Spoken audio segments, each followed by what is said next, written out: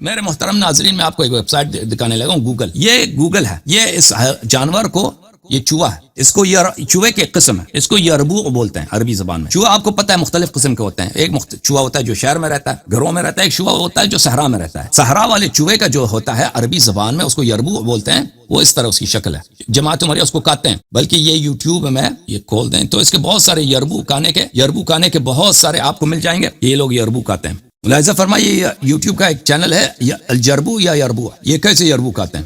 یہ پکڑ کے یا جماعت عمریہ اس کو کہتے ہیں. یہ دیکھو، یہ عائشہ کے فتوے پہ عمل کرتے ہوئے یہ یربوع،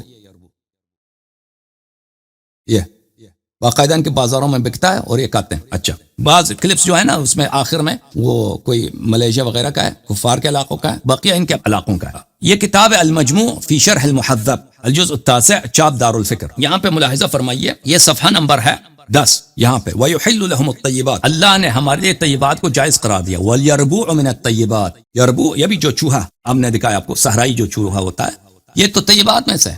تصداده العرب، ہمارے عرب سب اس کو شکار کرتے ہیں. وتأكله بل وأوجب فيه عمر على المحرم إذا أصابه جفرة فدل عليه على أنه صيد معقول. عمر سے روایت ہے کہ حاجی جب حج پہ جاتا ہے تو وہ جب یربوع شکار کرتا ہے حج کی حالت میں، احرام کی حالت میں، کیونکہ احرام کی حالت میں کسی کو قتل نہیں کر سکتا. اگر کسی نے اس طرح کے چوہے کو قتل کیا تو پھر اس کو کفارہ دینا ہوگا. حضرت عمر نے فتویٰ دیا.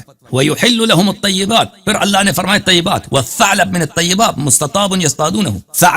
ثعلب بولتے ہیں کس کو؟ لومڑی کو. لومڑی جو ہے یہ طیبات میں سے، اس کو کھانا جائز ہے. یہ جانور جو ہے ابن عرس ہے. جانور جو ہے یہ چوہے جیسا ہے، ابن عرس بولتے ہیں اس کو.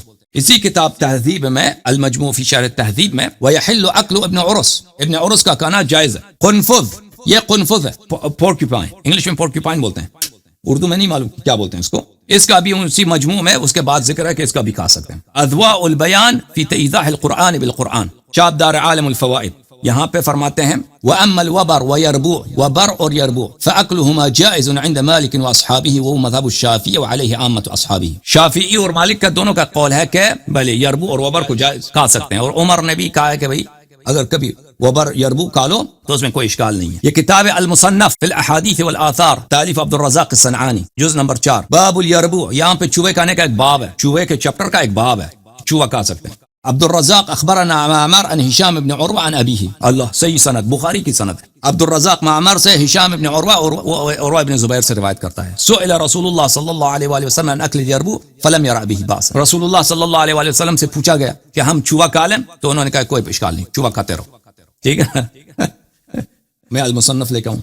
اچھا، احادیث تو بہت ہیں یربوع پر. جو لوگوں نے نہیں دیکھا ہے وہ پلیز جا کے دیکھیں. میرا اسپیچ ہے انٹرنیٹ پہ، اسی یوٹیوب چینل میں. یہ مزے کی باتیں ہیں، مذہب عمریہ کے متعلق کچھ مزے کی باتیں. اس میں آپ دیکھیں گے کہ ان کے مذہب میں کیا کیا چیز جائز ہے. یہ اگر وگڑ کی جو ہے نا، اگر وگڑ بولتے ہیں، کیا بولتے ہیں، ہائینہ، یہ کہنا تو ان کے مذہب میں بالاجماع جائز ہے، بالاجماع جائز ہے. یہ شرم نہیں ہے لوگوں کو، پھر یہ آ کے ہم پہ اشکال کرتے ہیں.